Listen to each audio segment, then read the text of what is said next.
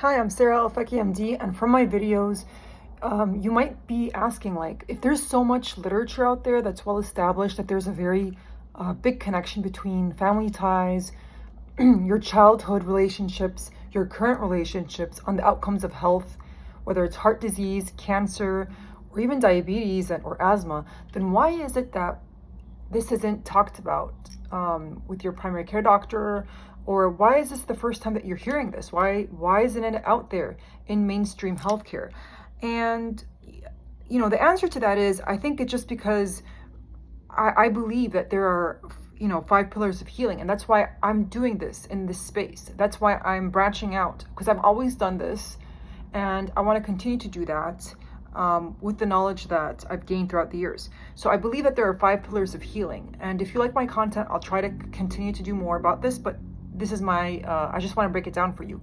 There's 5 pillars of healing, and I like to say that each part has a different kind of food. So like your body has a different type of nourishment, your spirituality has a different type of nourishment, your psychological well-being or your mental health has a different type of nourishment, different type of food.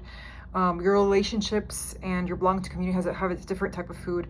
And then there is something called synergy, which I will explain at the end. So the number one thing is to focus on, or it's not the most important, but the number one thing that I'll say, because it relates more to people, is nourishment of the body.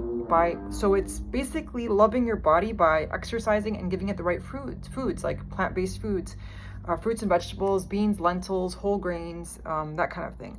Then the second pillar is food for your mental health, psychological nourishment, and that's self-love, like loving yourself by having a lot of self-compassion and treating yourself as your best friend, like how you would treat any other friend. And the third thing is spiritual nourishment, and this is where I think is actually the most important, but I put it as number 3 because I wanted to give you the more traditional things. Spiritual nourishment is realizing that there is a higher being than all of us that is most knowledgeable and that we need to seek help from. And I will refer to this as loving the creator. So we have to love the creator, love God, and achieving that through spirituality or religion. That's basically what I'm trying to advocate for. I think that this will help you with accepting any ailment your way. A lot of secular concepts come from these universal religious and spiritual values like radical acceptance, forgiveness, healing, all of these things. And I think it's really vital that we put that, because that will really help you in your healing journey. In addition to loving yourself and loving your body. And then the fourth thing is how to receive love, which is relationship nourishment.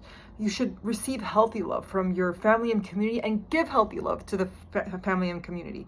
And the 5th pillar is when we bring all that together, and that's called synergistic healing. Synergistic healing is when we incorporate all the 4 values that I mentioned, and we, put medications where needed, supplements where needed, like to help deal with your ailments, like the chronic pain, the trauma that you have, your diabetes, and not just feel like you're a victim to your genetics. There's a great science called epigenetics, where there's an interplay between the environment, whatever you do, and that helps trigger some cancer genes to be on, and also the opposite is true. If you really take care of yourself, those cancer genes, for example, or the Alzheimer gene, can be turned off.